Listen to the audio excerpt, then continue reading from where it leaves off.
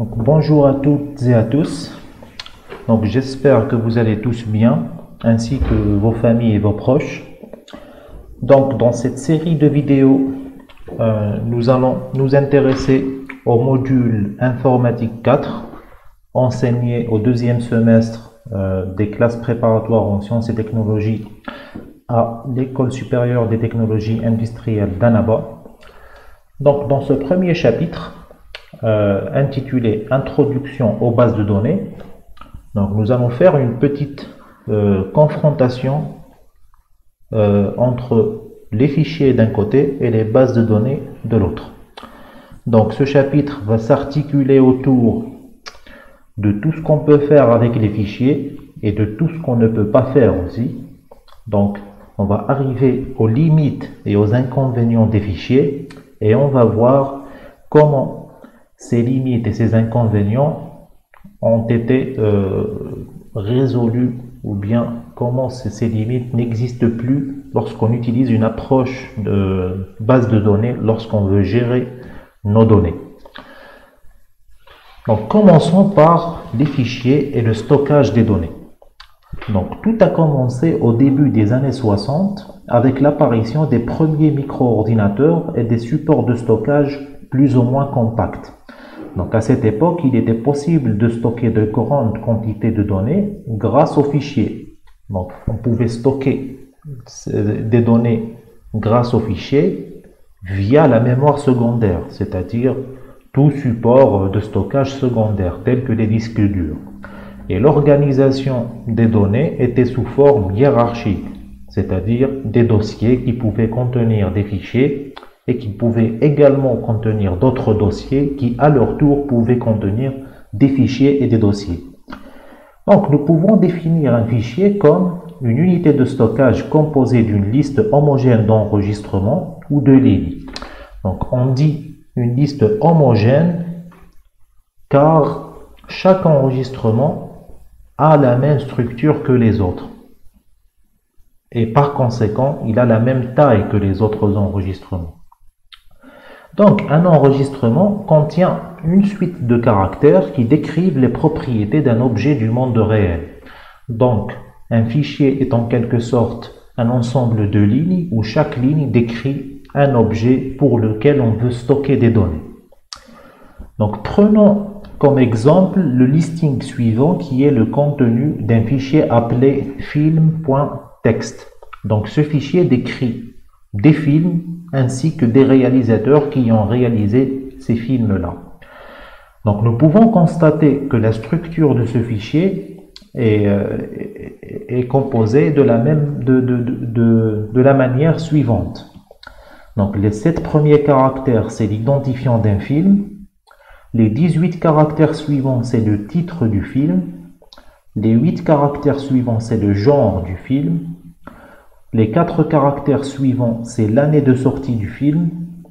Les 13 caractères suivants, c'est le nom du réalisateur qui a réalisé le film. Et enfin, les 10 caractères suivants sont ou décrivent la nationalité du réalisateur. Donc, au total, chaque film est caractérisé ou bien est décrit avec un enregistrement de 60 caractères. Donc au total, on a 14 films, c'est-à-dire 14 enregistrements, chacun contenant 60 caractères qui décrivent les propriétés d'un film. Quand on parle de propriété, c'est ça. C'est l'identifiant, c'est le titre, c'est le genre, c'est l'année de sortie, c'est le réalisateur, c'est la nationalité. Donc une propriété, c'est toute information pertinente à l'objet qu'on veut décrire. Donc prenons comme exemple le premier enregistrement. Il décrit le film dont l'identifiant est 0088763, dont le titre est Retour vers le futur. Donc vous pouvez remarquer ici que ce titre dépasse les 18 caractères que nous avons alloués au départ. Donc il fallait tronquer ce titre en quelque sorte. Il fallait lui enlever les caractères qui dépassent les 18 caractères pour qu'on puisse stocker ce titre dans ce champ. Le genre de ce film, c'est aventure. L'année de sortie de ce film, c'est 1985. Le réalisateur de ce film s'appelle Robert Zemeckis. Donc là aussi, le nom de ce réalisateur a été tronqué parce que nous, au départ, nous avons alloué seulement 13 caractères pour le nom du réalisateur. Et comme le nom de ce réalisateur dépasse les 13 caractères, il a fallu éliminer 2 caractères à la fin. Et enfin, la nationalité de ce réalisateur, c'est la nationalité américaine. Donc, autre exemple, l'enregistrement numéro 4 décrit le film dont l'identifiant c'est 0110413, dont le titre c'est Léon, et dont le genre c'est crime, dont l'année de sortie c'est 1994, dont le réalisateur s'appelle Luc Besson, et dont la nationalité est française. Donc, ce qu'on peut remarquer ici concernant le titre de ce film, c'est que ce titre contient 4 caractères, donc il a fallu remplir le reste des caractères avec des espaces pour respecter la taille de 18 caractères que nous avons alloués à ce champ au départ. Donc, gardez à l'esprit ces 2 remarques. Le fait d'un côté de tronquer les données et de l'autre côté de gaspiller l'espace mémoire, d'ajouter des espaces inutiles afin de respecter la taille d'un champ. Donc, on va parler maintenant des inconvénients liés aux propriétés des fichiers. Donc, il faut dire que ces inconvénients sont présents dans toute approche de stockage utilisant les fichiers, indépendamment des données qui y sont stockées. Donc, en quelque sorte, on ne peut pas échapper à ces inconvénients lorsqu'on veut stocker nos données dans des fichiers. Donc, le premier inconvénient, c'est la taille limitée des fichiers. Donc, à l'époque, il n'existait que 2 systèmes de fichiers utilisés dans la majorité des mémoires secondaires. C'était les systèmes de fichiers FAT et FAT32. Dans le système de fichiers FAT32, la taille maximale d'un fichier était de 4 gigaoctets. Donc, si les données qu'on a à gérer dépassaient les 4 gigaoctets, la solution ou la seule solution qui se présentait à nous, c'était d'utiliser plusieurs fichiers pour stocker nos données. Mais il faut s'attendre à un degré de complexité supplémentaire lorsqu'on utilise plusieurs fichiers pour stocker les données. Donc, on prend un exemple très simple. Si on cherche une donnée dans nos fichiers, il faut la chercher dans le premier fichier. Si on ne la trouve pas, il faut chercher dans le deuxième. Si on ne la trouve pas, il faut chercher dans le troisième, etc., etc. Donc, on a ici un degré de complexité supplémentaire à celui qui va manipuler le fichier, qui est en l'occurrence un programme. Deuxième inconvénient, c'est l'accès séquentiel. Donc, dans un fichier, pour atteindre la ligne ou l'enregistrement numéro 10 000, il faut au préalable parcourir les 9999 lignes ou enregistrements précédents. Donc, cela introduit un surcoût non négligeable car les opérations d'entrée-sortie sont très coûteuses. Donc, il faut faire le moins possible d'entrée-sortie. Lorsque je parle d'opérations d'entrée-sortie, c'est des opérations d'accès, de lecture ou d'écriture dans la mémoire secondaire. Troisième inconvénient, donc nous l'avons vu dans l'exemple précédent, c'est le fait de gaspiller de l'espace mémoire. Donc, puisque la structure des enregistrements est fixée au préalable, il est nécessaire, dans le cas où les données à stocker sont plus petites que la taille allouée à un champ, de compléter les valeurs du champ par des espaces. Mais là, ça va créer un gaspillage. Petit à petit, le nombre d'espaces contenus dans le fichier va être presque plus grand que le nombre de données pertinentes qu'on veut stocker. Donc là, on est face à un gaspillage non négligeable de l'espace mémoire. Quatrième inconvénient, c'est la troncature et la perte de données. Donc, même chose, puisque la structure des enregistrements est fixée au préalable, il n'y a aucune garantie que le nombre de caractères alloués à un champ donné puisse être suffisant pour toutes les valeurs futures de ce champ. Donc, tout à l'heure, on a alloué 18 caractères pour le titre du film. On a pensé que 18 caractères étaient suffisants pour stocker le titre de n'importe quel film. Mais lorsqu'on a voulu stocker le film dont le titre est Retour vers le futur, nous avons constaté que ce titre dépasse les 18 caractères et il a fallu tronquer ce titre, c'est-à-dire lui enlever 2 caractères pour respecter la taille du champ. Et là, c'est une perte partielle des données. Donc, ces 2 caractères que nous avons éliminés, nous allons les perdre à jamais. Maintenant, nous allons nous intéresser aux inconvénients liés aux données stockées. Donc, ici, dans cette partie de ce cours, les inconvénients que nous allons citer concernent la redondance, la structure, la nature et l'intégrité des données qu'on va stocker. Donc, concernant la structure des données, donc, si on ignore une telle structure, il sera difficile de distinguer la signification de chaque champ. Donc, il faut manipuler le fichier via un programme. Donc, si ce programme est absent, ce fichier sera inutilisable. Donc, c'est vrai que dans notre exemple, je vous ai expliqué la structure, c'est-à-dire combien de caractères ont été alloués à chaque champ et quelle est la signification de chaque champ. Mais imaginez que je vous donne un fichier qui ne contient que des nombres, il vous sera très difficile, voire impossible de distinguer ce que signifie chaque champ et la taille de chaque champ. Donc, il faut que je vous donne à côté de ce fichier un programme qui manipule le fichier. C'est le programme qui connaît la structure. Et l'absence d'un tel programme rend le fichier incompréhensible ou inutilisable. Deuxièmement, concernant la redondance de données. Donc, souvenez-vous, dans le fichier film que nous avons vu tout à l'heure, nous pouvons remarquer que le nom et la nationalité du réalisateur figurent dans le fichier autant de fois que le nombre de films que le réalisateur a réalisé. Donc, retournons au fichier de tout à l'heure.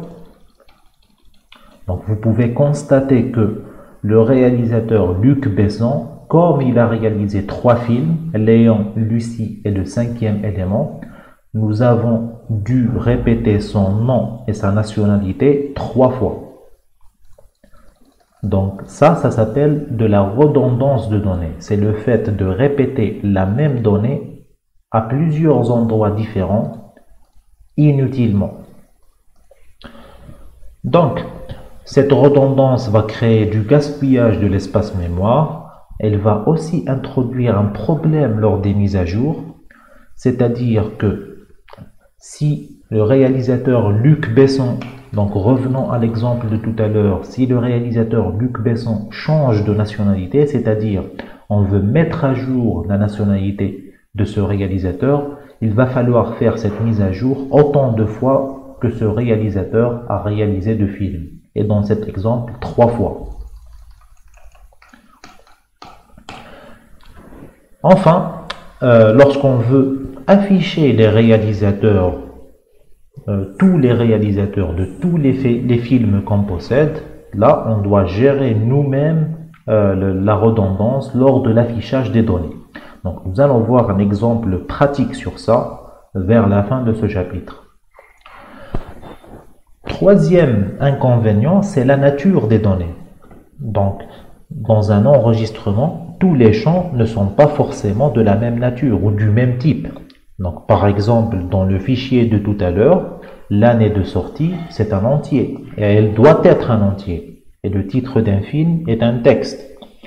Donc, rien ne peut empêcher quelqu'un d'ouvrir le fichier et d'y insérer ce qu'il veut. Donc, quelqu'un peut ouvrir ce fichier de tout à l'heure et mettre une année de sortie qui n'est pas entier. Et là, il va violer le fait que l'année de sortie est de nature entier. Donc là, on ne possède aucun mécanisme qui empêche n'importe qui d'ouvrir le fichier et de mettre ce qu'il veut. Il peut même ne pas respecter la structure du fichier. Donc là, l'importance d'utiliser un programme est d'autant plus grande. Donc c'est au programme de gérer les types de données. Donc le programme qui va manipuler le fichier, c'est à lui de vérifier si une insertion donnée est valide ou pas. Enfin, quatrième inconvénient, le dernier inconvénient lié aux données stockées, c'est l'intégrité des données. Donc l'intégrité de données signifie la garantie que les données stockées soient cohérentes. Donc par exemple, deux films ne peuvent pas avoir le même identifiant, ou deux livres ne peuvent pas avoir le même ISBN, ou deux étudiants ne peuvent pas avoir le même matricule. Donc tout ça, c'est des règles d'intégrité de données. Donc si on a deux étudiants qui ont le même matricule, ça veut dire on a fait une erreur de saisie quelque part. Donc là, le programme qui manipule le fichier doit gérer cette intégrité. Donc à chaque fois que quelqu'un introduit une nouvelle donnée dans le fichier, c'est au programme de vérifier si cette donnée ou une partie de cette donnée est cohérente ou pas. Donc intéressons-nous maintenant à l'approche base de données. Donc c'est vers la fin des années 60 que les premiers travaux autour de la gestion de données ont commencé à se concrétiser et ont finalement donné naissance au concept de base de données. Donc une base de données, c'est un ensemble de données organisées sous forme de tableaux ou tables, où les colonnes correspondent à des champs, où on appelle ça aussi des attributs, et les lignes correspondent à des enregistrements, ou dans le vocabulaire des bases de données, on appelle ça des tuples. Donc vous devez savoir que dans les bases de données, les données peuvent être hétérogènes, c'est-à-dire de nature ou de type différents. On peut définir des contraintes d'intégrité dans une base de données. Par exemple, on peut spécifier dès le départ que deux films ne peuvent pas avoir le même identifiant. Donc on peut définir ça dès le départ avec un mécanisme qui va empêcher toute personne d'insérer deux films qui ont le même identifiant. Et en plus de ça, dans une base de données, on a la possibilité de matérialiser le lien entre les données. C'est-à-dire, si on prend l'exemple des réalisateurs et des films, donc le lien entre ces deux entités ou ces deux objets, c'est le fait de réaliser, c'est l'action de réaliser. Donc on peut matérialiser cette action dans une base de données et on peut même matérialiser sa cardinalité. Le fait, par exemple, qu'un réalisateur peut réaliser plusieurs films. Donc lorsqu'on parle de cardinalité, c'est la multiplicité. Donc ici, plusieurs ou bien un ou un seul. Donc voilà un exemple de la table film qui contient tous les films que vous avez vus tout à l'heure dans le fichier film.txt. Donc, vous pouvez remarquer dans cette table qu'on a les mêmes champs que tout à l'heure, l'identifiant du film, le titre du film, son genre, son année de sortie, mais au lieu de mettre le nom du réalisateur et sa nationalité, donc ici on a utilisé une colonne qui s'appelle ID réalisateur qui contient des entiers. Donc chacun de ces entiers est un identifiant de réalisateur et on appelle une telle colonne qui contient des identifiants d'une autre table, donc on l'appelle une clé étrangère. Donc en plus de tout ça, on a défini la première colonne comme une clé primaire. Donc pour indiquer qu'une colonne est une clé primaire, il suffit de la souligner. De cette manière, on ne peut pas répéter les valeurs dans cette colonne. Les valeurs d'une clé primaire sont uniques. Par exemple, votre clé primaire, c'est votre matricule, car il est unique pour chacun des étudiants. Donc ça, c'est l'entête de la table. Il contient les noms des attributs et leurs types. Et tout ça, c'est les tuples contenus dans cette table. Donc regardons maintenant de plus près la signification de cette colonne. Donc si on met la table réalisateur juste à côté de la table film, donc là on va comprendre la signification de ces valeurs. Donc souvenez-vous, le film Retour vers le futur a été réalisé par Robert Zemeckis. Donc on l'a vu tout à l'heure dans le fichier film.txt.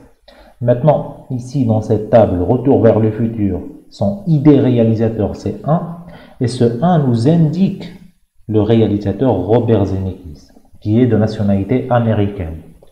Donc vous voyez ici l'utilisation du mécanisme de clé étrangère apporte deux principaux avantages.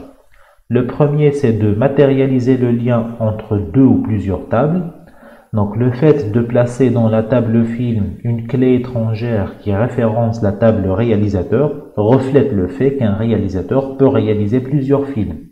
Donc vous voyez ici, le réalisateur Robert Zemeckis, dont l'identifiant est 1, a réalisé ce film-là et ce film-là. Le réalisateur Luc Besson, dont l'identifiant est 4, a réalisé ces 3 films. Donc le fait qu'un réalisateur peut réaliser plusieurs films est matérialisé dans cette base de données. Deuxième avantage apporté par les clés étrangères, c'est le fait d'éviter les redondances de données. Donc en effet, dans cet exemple, seul l'identifiant du réalisateur est répété ou dupliqué. C'est-à-dire seul pour le réalisateur Luc Besson, seul son identifiant qui est la valeur 4 est répété 3 fois. On ne va pas répéter son nom et sa nationalité autant de fois qu'il a réalisé le 2 films. Donc, ici, le nom et la nationalité du réalisateur ne sont présents qu'à un seul et unique endroit, qui est la table réalisateur. Et enfin, un autre avantage procuré par les clés étrangères, qui découle du deuxième avantage, c'est le fait d'éviter les mises à jour supplémentaires.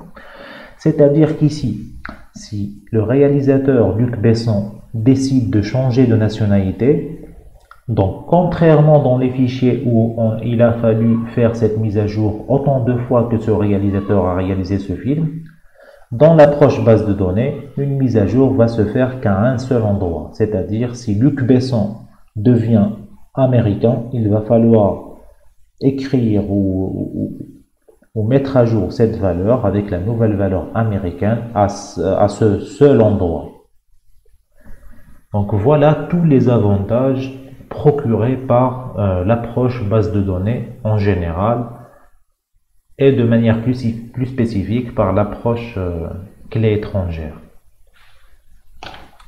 Donc nous allons à présent illustrer la différence entre base de données et fichier du point de vue de l'utilisateur.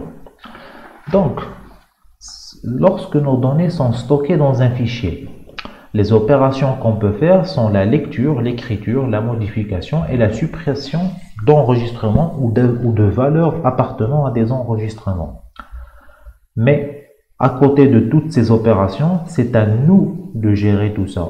Ou c'est au programme qui manipule le fichier de gérer la redondance des données, la structure des données, la nature des données et l'intégrité des données. Donc, nous allons voir un exemple sur tout ça, sur toutes ces contraintes que l'on doit gérer dans le programme.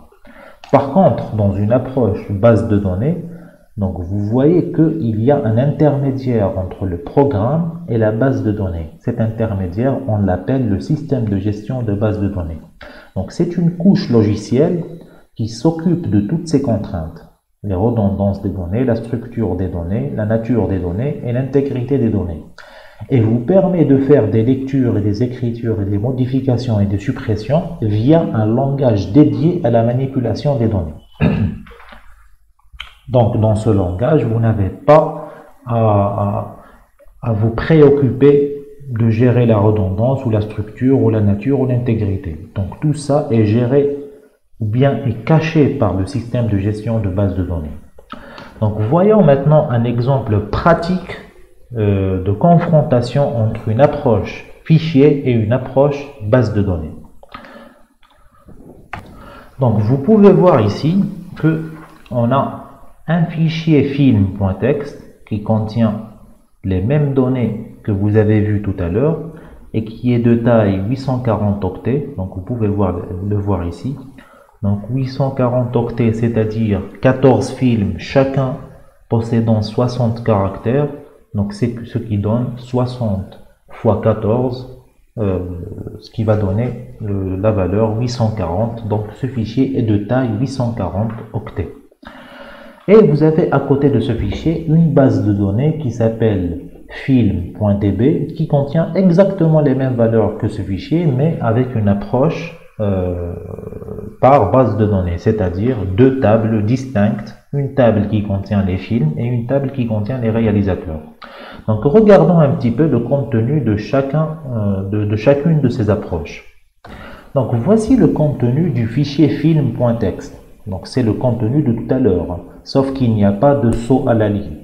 Donc chaque 60 caractères, c'est un film. Donc voici le premier film, voici le deuxième film, voici le troisième film, etc., etc., jusqu'au dernier film qui est ici. Donc c'est le même fichier que vous avez vu tout à l'heure. Donc ce qu'on va faire avec ce fichier, c'est on va essayer d'écrire un programme pour le manipuler. Donc le programme que nous allons écrire nous allons l'écrire avec le langage Python. Donc pourquoi j'ai choisi ce langage?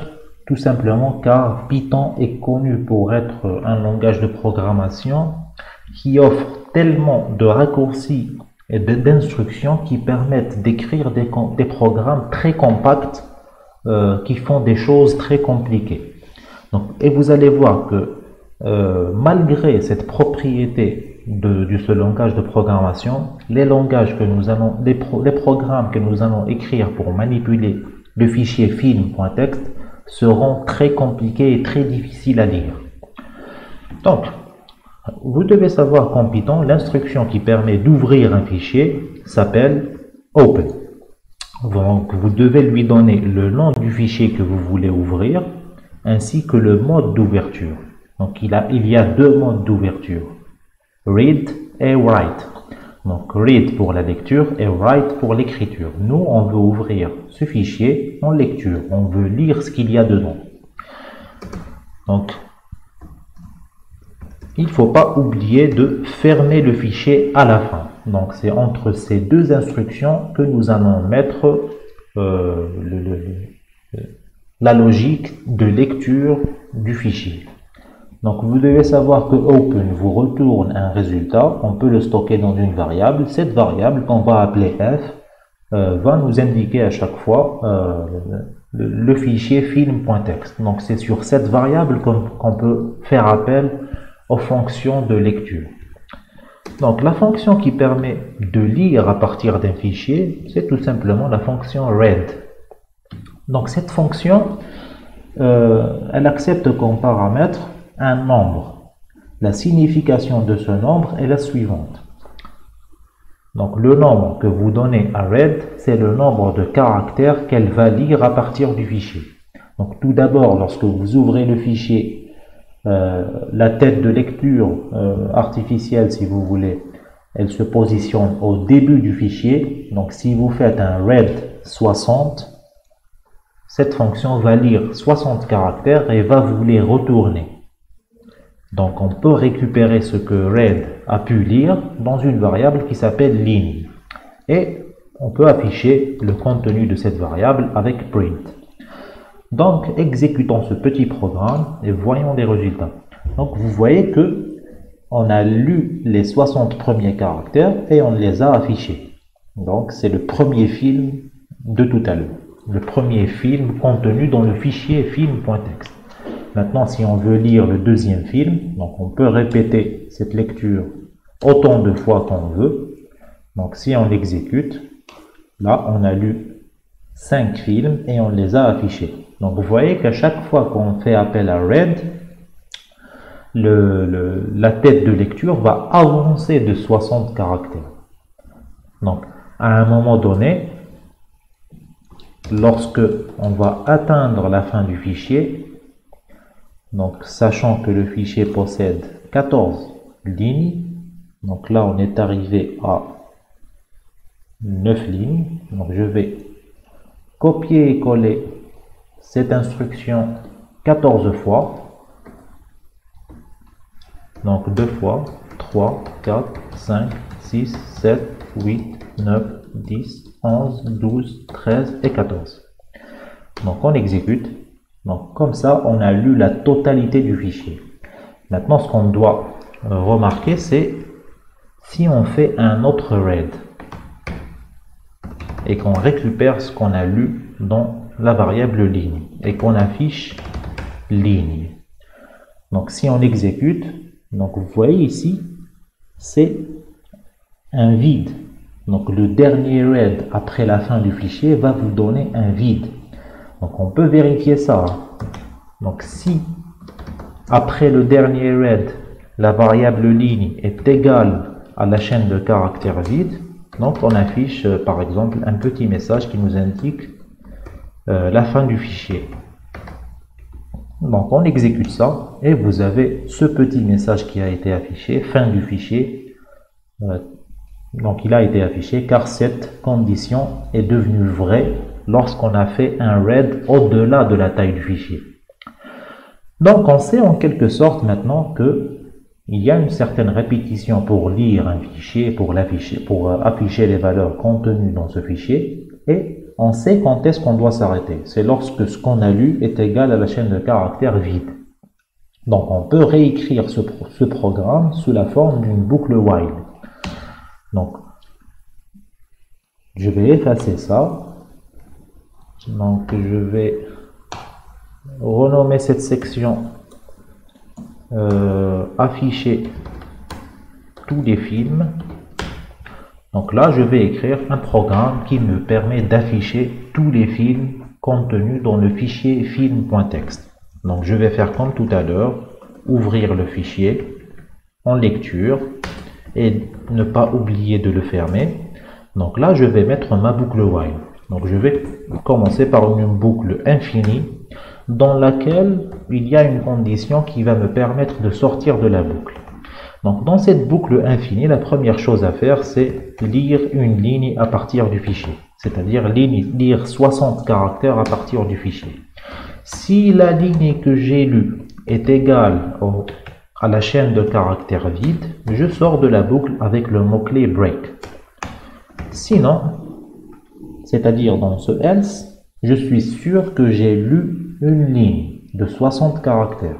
Donc là, je peux même la décomposer, cette ligne. Donc je peux l'afficher telle qu'elle, donc de cette manière, ou bien je peux la décomposer champ par champ, sachant que je connais la taille des champs. Donc souvenez-vous tout à l'heure, les 7 premiers caractères, c'est l'identifiant. Les 18 caractères suivants, c'est le titre. Les 8 caractères suivants, c'est le genre. Les 4 caractères suivants, c'est l'année. Les 13 caractères suivants, c'est le nom du réalisateur. Et les 10 caractères restants, c'est la nationalité du réalisateur. Donc je peux décomposer cette ligne tout en respectant la taille de chacun des champs. Par exemple, pour afficher les caractères de 0 à 7, en Python, il y a une syntaxe ou un raccourci très pratique qui me permet d'afficher qu'une partie d'une chaîne de caractères, c'est-à-dire la partie qui commence au caractère 0 et qui possède 7 caractères. Donc regardons le résultat de ce programme. Donc là, je n'affiche que les identifiants des films. Donc si je veux afficher les identifiants et les titres, je fais une virgule dans le print. Donc j'affiche l'identifiant et le titre qui commence au caractère 7 et qui possède 18 caractères. Donc là, 7 plus 18, ça va me donner 25. Donc j'exécute et là j'aurai l'identifiant du film et son titre. Et je vais refaire ça pour chacun des champs de désenregistrement du fichier film.txt. Donc le genre du film commence au caractère 25 et se termine, possède 8 caractères, donc se termine au caractère 33. L'année de sortie commence au caractère 33 et possède 4 caractères. Le nom du réalisateur commence au caractère 37 et possède 13 caractères et ça va donner 50. Et enfin, la nationalité du réalisateur commence au caractère 50 et se termine au caractère 60 car on a alloué 10 caractères pour la nationalité. Donc regardons le résultat de l'exécution de ce programme. Donc vous voyez, Là, l'affichage, il est beaucoup plus esthétique que tout à l'heure. Donc, chaque champ est mis en évidence. On a séparé en quelque sorte les champs avec un espace. Donc, c'est le fonctionnement par défaut de Print. Donc, si vous lui donnez plusieurs choses à afficher, elle va les séparer par défaut par un espace.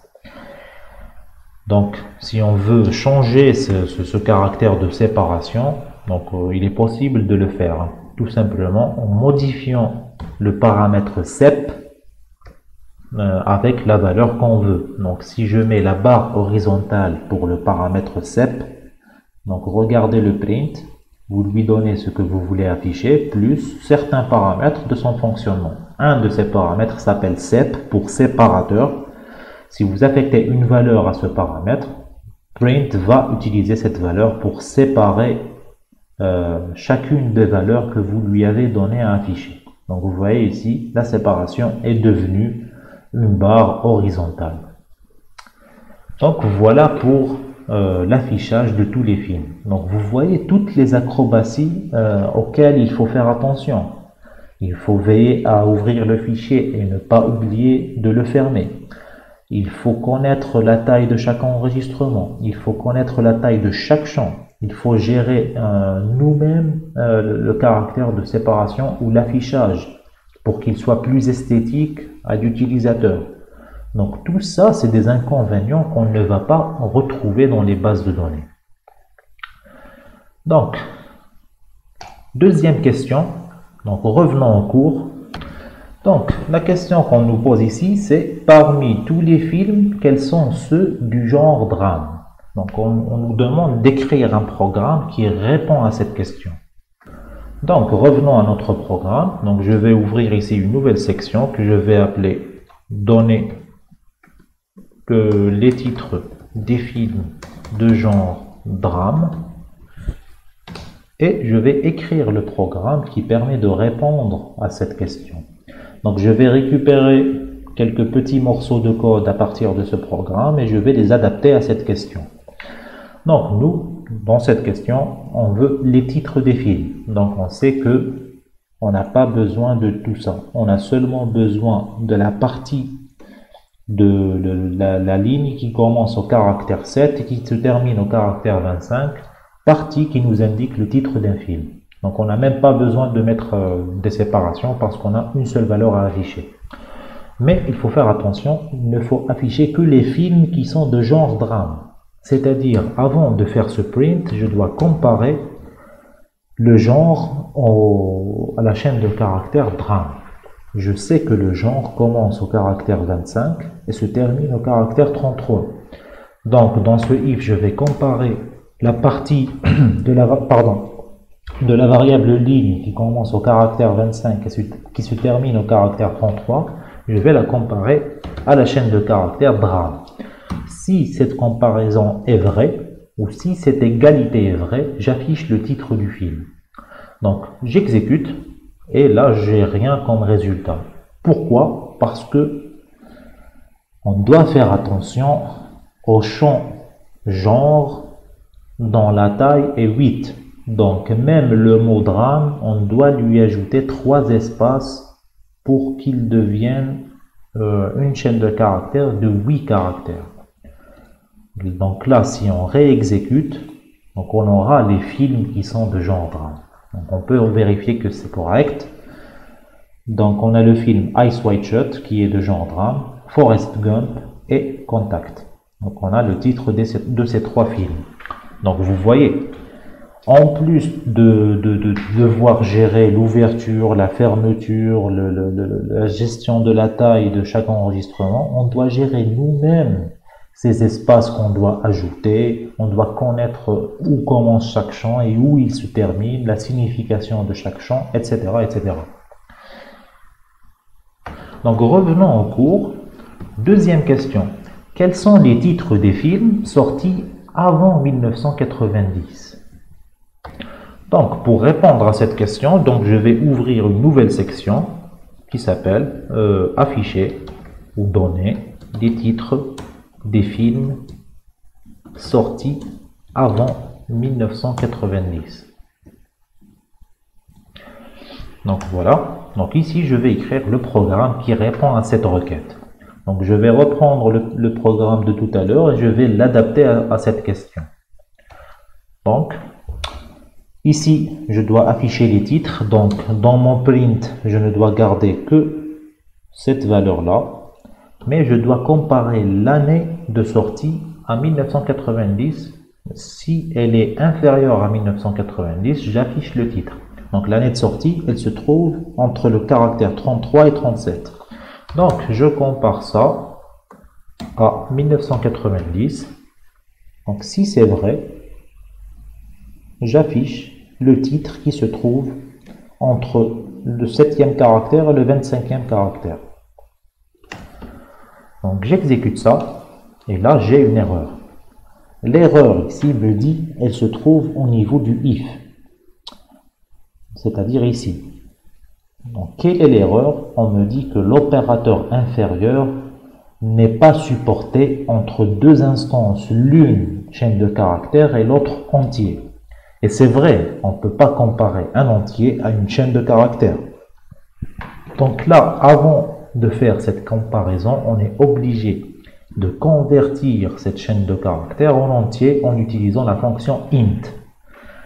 Donc si on exécute, on a les titres des films qui sont sortis avant 90.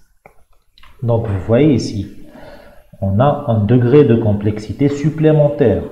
Lorsqu'on veut comparer un champ à une valeur, il faut faire attention au type de la valeur et convertir le champ vers ce type si nécessaire. Troisième question, quels sont les noms de tous les réalisateurs? Donc pour répondre à cette troisième question, je vais ouvrir une autre section, donner les noms de tous les réalisateurs. Donc je vais récupérer le programme de tout à l'heure et je vais l'adapter à cette question. Donc nous on veut les noms de tous les réalisateurs. Donc là c'est simple, il suffit tout simplement d'afficher la partie de la ligne qui contient le nom du réalisateur. C'est la partie qui commence au caractère 37 et qui se termine au caractère 50.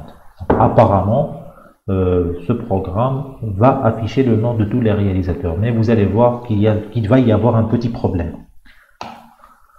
Donc le problème ici, c'est que c'est vrai, on a affiché le nom de tous les réalisateurs, mais certains réalisateurs, le nom de certains réalisateurs a été répété, comme le réalisateur Luc Besson.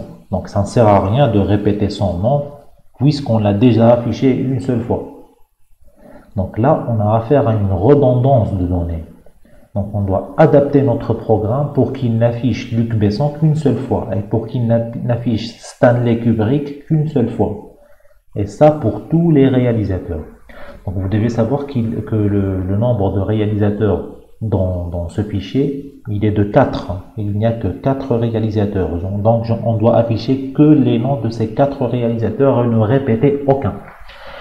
Donc pour remédier à ce problème, donc on va faire encore une petite acrobatie qui va consister à stocker le nom du réalisateur qu'on a affiché dans un ensemble et ensuite vérifier avant d'afficher le nom d'un réalisateur s'il appartient à cet ensemble. Si c'est le cas, on ne l'affiche pas. Donc il va falloir créer un ensemble vide. En Python, pour créer un ensemble, vous utilisez la fonction set sans paramètre. Donc je vais appeler cet ensemble S.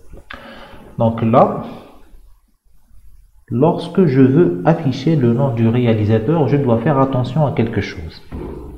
Si le réalisateur que je veux afficher n'est pas dans l'ensemble S, c'est-à-dire je ne l'ai jamais affiché, donc là je vais l'afficher et je vais le mettre dans l'ensemble S avec la fonction add. De cette manière, si je rencontre à nouveau ce réalisateur, je vais trouver qu'il appartient à S, donc ce if ne sera pas vrai, donc je ne vais pas le réafficher de nouveau. Donc exécutons ça. Donc là j'ai fait une petite erreur, c'est pas is not. Donc si la partie qui commence au caractère 37 et qui se termine au caractère 50, not in S. Donc c'est comme ça qu'on teste si un élément appartient à un ensemble. In c'est l'appartenance, not c'est la négation. Donc si ce réalisateur n'est pas dans S, on l'affiche et on le met dans S. Comme ça, si on le rencontre de nouveau, on ne va pas le réafficher. Donc on exécute et vous voyez que on a nos 4 réalisateurs sans aucune redondance. Mais vous voyez ce qu'on a dû faire pour éliminer cette redondance. Donc on a dû faire des acrobaties avec des ensembles, etc. Revenons maintenant au cours. Donc nous avons répondu à 3 questions. Parmi tous les films, quels sont ceux du genre drame? Quels sont les titres des films sortis avant 90? Et quels sont les noms de tous les réalisateurs? Donc nous allons voir comment répondre à ces questions lorsqu'il s'agit d'une base de données. Donc pour manipuler la base de données film.db que vous avez vu tout à l'heure, donc il existe plein de petits outils qui permettent de manipuler les bases de données. Il faut juste savoir la nature de cette base de données. Donc là, pour la base de données de tout à l'heure, c'est une base de données SQLite. Donc c'est un SGBD parmi tant d'autres. Donc cet outil, je vais vous mettre un lien pour le télécharger et je vais vous mettre aussi un lien vers la base de données film. Donc dans cet outil, il suffit tout simplement d'ouvrir la base de données avec le bouton Open Database et vous naviguez jusqu'à la base de données. Donc je vais la trouver ici. La voilà. Donc vous l'ouvrez et vous remarquez ici que vous avez 2 tables, une table film et une table réalisateur. Donc pour voir le contenu de ces 2 tables, il suffit d'aller vers l'onglet Browse Data. Donc voilà le contenu de la table film. Donc c'est les mêmes films que tout à l'heure. Donc il y en a 14, donc vous le voyez ici, avec les mêmes informations que tout à l'heure, sauf que ici il n'y a pas de troncature de données, il n'y a pas de gaspillage d'espace mémoire, on n'a pas à ajouter des espaces dans les champs qui n'arrivent pas à 18 caractères. Et on a cette information, la colonne ID réalisateur nous indique que ce réalisateur, par exemple, a réalisé ce film. Et pour voir quel est le nom de ce réalisateur, il suffit d'aller dans la table réalisateur. Et son nom, c'est Stanley Kubrick et sa nationalité est américaine. Donc vous voyez, la table réalisateur contient 4 réalisateurs sans redondance pour les noms et la nationalité. La seule chose qu'on est en train de répéter ici, c'est l'identifiant du réalisateur. Et c'est pas trop grave de répéter ça. Voilà. Maintenant, nous allons écrire un programme pour répondre à chacune des questions que vous avez vues tout à l'heure. La première question, souvenez-vous, donc pour écrire un programme dans cet outil, vous allez dans l'onglet Execute SQL. Donc on va écrire un programme en SQL. SQL, c'est le langage standard pour manipuler les bases de données. Donc il va y avoir tout un chapitre sur ce langage vers la fin de ce module. Donc maintenant, je vous demande seulement de vous concentrer sur la simplicité de ce langage et d'essayer de comparer ce qu'on va écrire avec ce qu'on a écrit en Python. Donc, la première question, c'était afficher les films ou bien les titres des films de genre drame. Donc, ça, c'est un commentaire. Donc, tout ce que vous allez écrire après ce symbole, c'est un commentaire et ça ne va pas être exécuté. Donc, en SQL, pour afficher les titres des films de genre drame, il suffit tout simplement d'écrire ça. Select titre from film where genre est égal à drame. Donc je vais augmenter un petit peu la police d'écriture. Voilà. Donc pour répondre à cette question en SQL, on écrit tout simplement select titre from film where genre est égal à drame. Donc on exécute ça. Et on a une petite erreur. Donc la table film, elle contient un S. C'est la seule erreur. Donc on exécute ça et vous voyez qu'on a les 3 films de tout à l'heure qui sont de genre drame. Mais ce qu'il faut remarquer, c'est que la syntaxe ici, elle est beaucoup plus simple que ce qu'on a écrit tout à l'heure. Donc pour comparer, Donc on n'a pas à ouvrir le fichier, on n'a pas à le fermer à la fin, on n'a pas à connaître la taille 60 de chaque enregistrement, on n'a pas à connaître quand est-ce que commence le champ titre et quand est-ce qu'il se termine. Donc là, pour manipuler le champ titre, on utilise tout simplement son nom. On n'a pas à ajouter des espaces à la chaîne de caractères DRAM pour qu'elle atteigne 8 caractères et pour qu'elle respecte la taille de 8 caractères que nous avons alloué à genre. Donc vous voyez, toute cette complexité, elle n'existe pas dans les bases de données. Deuxième question. La deuxième question, c'était afficher les titres des films sortis avant 1990. Donc au lieu de comparer genre à DRAM dans Where, donc là je vais comparer année à 1990. Donc je vais afficher les titres des films dont l'année est inférieure à 90. Donc j'exécute et vous avez les titres des films de tout à l'heure. Donc là, vous devez remarquer aussi que on n'a pas à convertir année en entier. Année est déjà un entier, donc je peux la comparer à un autre entier. Donc vous voyez toute cette complexité que doit gérer le programme, c'est-à-dire la nature des données, quand est-ce que commence un champ, quand est-ce qu'il se termine, tout ça, on n'a pas à s'y préoccuper lorsqu'on utilise une base de données. Et enfin, troisième question, c'était afficher le nom de tous les réalisateurs. Donc là, au lieu de chercher dans la table film, donc là, notre recherche va se focaliser sur la table réalisateur. Qu'est-ce qu'on veut afficher de la table réalisateur? Donc souvenez-vous, on veut afficher le nom. Donc dans notre select, on va écrire select nom de tous les réalisateurs, donc il n'y a pas de where. Donc on exécute et vous avez les noms des 4 réalisateurs. Ce qu'il faut remarquer, c'est que on n'a pas à gérer la redondance de données. D'ailleurs, il n'existe pas dans la base de données. Donc on n'a pas à créer un ensemble dans lequel on met ce qu'on a affiché et on vérifie à chaque fois ce qu'on va afficher si ça appartient à cet ensemble. Si ce n'est pas le cas, on l'affiche. Si c'est le cas, on ne l'affiche pas, etc. Donc vous avez vu à travers ces 3 exemples pratiques que l'utilisation des bases de données est beaucoup plus intéressante que l'utilisation des fichiers. Donc on a vu à travers ces 3 exemples que nous avons vus qu'il fallait gérer beaucoup de contraintes lorsqu'on écrit un programme qui manipule un fichier. Toutes ces contraintes, dans une approche base de données, toutes ces contraintes sont gérées par le SGBD. Et en plus de ça, le SGBD, qui signifie système de gestion de base de données, vous offre un langage de programmation dédié à la manipulation des données. C'est-à-dire un langage standard qui vous offre la possibilité d'exprimer vos requêtes de manière déclarative sans avoir à connaître les détails techniques de chacune des opérations. Donc sans avoir à connaître la taille de chaque champ, quand est-ce que commence un champ, quelle est la taille de tout un enregistrement, etc. Donc voilà pourquoi les gens sont passés aux bases de données et voilà l'objet d'étude de ce cours. Donc je vous retrouve pour le prochain chapitre. Bon courage et bonne chance.